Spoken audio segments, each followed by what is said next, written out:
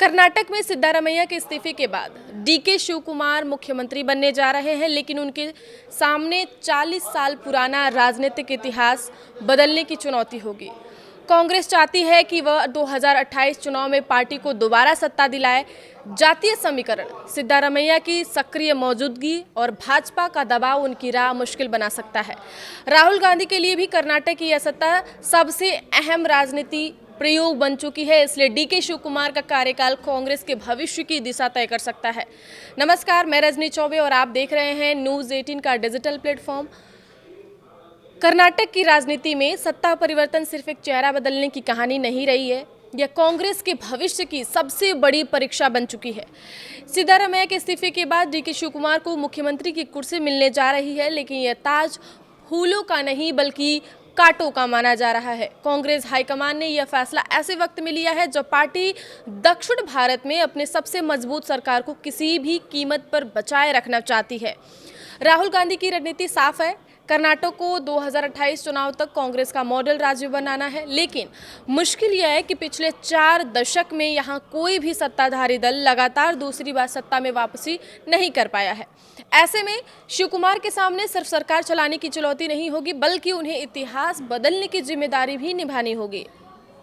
यही वजह है कि दिल्ली से लेकर बेंगलुरु तक इस बदलाव को कांग्रेस के लिए सबसे बड़ा राजनीतिक दांव माना जा रहा है। डीके शिवकुमार को संगठन का मजबूत खिलाड़ी माना जाता रहा है। संकट के समय विधायकों को संभालने से लेकर पार्टी को टूटने से बचाने तक उन्होंने कई बार अपनी उपयोगिता साबित की है, लेकिन मुख्यमंत्री बनने के बाद समीकरण पूरी तरह बदल सकेंगे। अब उन्हें विपक्ष के साथ साथ अपनी ही पार्टी के भीतर असंतोष को भी साधना होगा। सिद्धारमैया भले ही कुर्सी छोड़ चुके हों, लेकिन उन्होंने राज्यसभा जाने से इनकार कर संकेत दे दिया है कि वह अभी भी कर्नाटक की राजनीति में सक्रिय भूमिका निभाएंगे।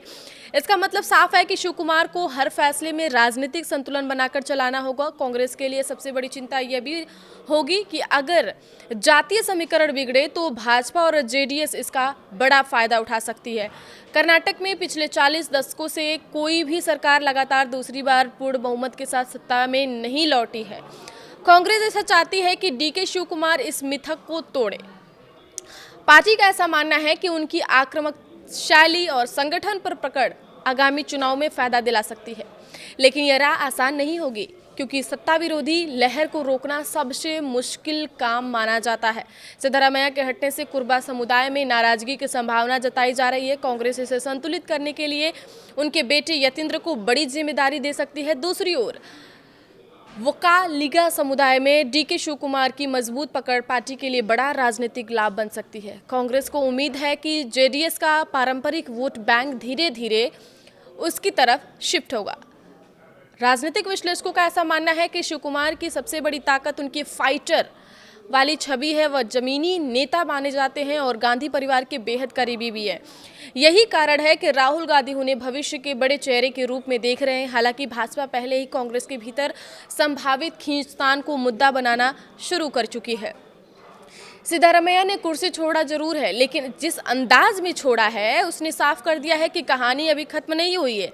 उन्होंने जाते जाते ऐसी बातें कही हैं जो राहुल गांधी और कांग्रेस हाईकमान दोनों को लंबे समय तक परेशान करेगा। सिद्धारमैया ने कहा, मैं दिल्ली नहीं जा रहा, राज्यसभा भी नहीं जाऊंगा, राजनीति भी नहीं छोड़ूंगा। ये 3 लाइनें नहीं, गांधी फैमिली के फरमान का जवाब है।